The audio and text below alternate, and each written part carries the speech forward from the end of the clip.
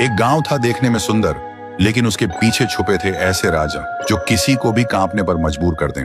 उस गांव का नाम था ढोलपुर, जहां के लोग कहते थे कि आधी रात को अगर तुम्हें ढोलक की आवाज सुनाई दे तो समझ लेना कि थुंग थुंग आ गया है। थुंग थुंग कोई आम इंसान नहीं था। उसके चेहरे पर अजीब सी मुस्कान, आंखें बड़ी बड़ी जिन्हें देखकर कोई भी डर जाए, और हाथ में एक पुरानी ढोलक। रात के ठीक 2 बजे वो गांव की गलियों में घूमता और अपनी ढोलक बजाता। आवाज सीधी कानों से दिल तक उतर जाती, धीमी, डरावनी और लगातार। गांव के लोग ढोलक की आवाज सुनकर कांपने लगते, क्योंकि जिस घर के सामने वो रुककर ढोलक बजाता, उस घर के लोग अगले दिन कोई बीमार पड़ जाते या किसी की मौत हो जाती।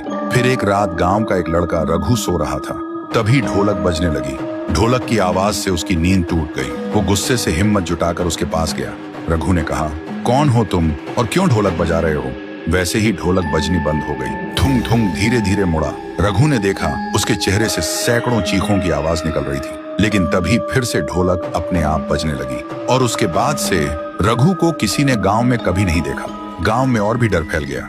कोई भी रात को 2 बजे बाहर निकलने की हिम्मत नहीं करता था। लोग दरवाजे और खिड़कियां बंद करके सोने लगे, क्योंकि ढोलक की आवाज इतनी डरावनी थी कि पूरा शरीर कांप उठता था। उसी गांव में एक लड़की थी, गौरी। उसका भाई रघु ही था। उसने कसम खाई थी, मैं पता लगाऊंगी कि मेरे भाई को थुंग थुंग कहां ले गया।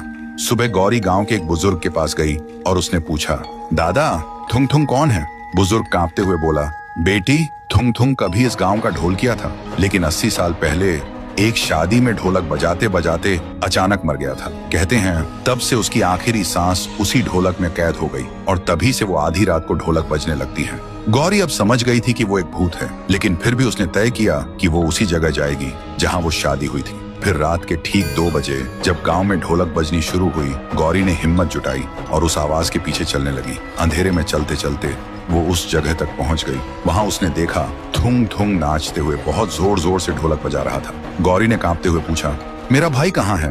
थुंग थुंग अचानक रुका। उसकी आंखें जलने लगी और ढोलक अपने आप बजने लगी। तभी ढोलक के अंदर से एक चीख सुनाई दी।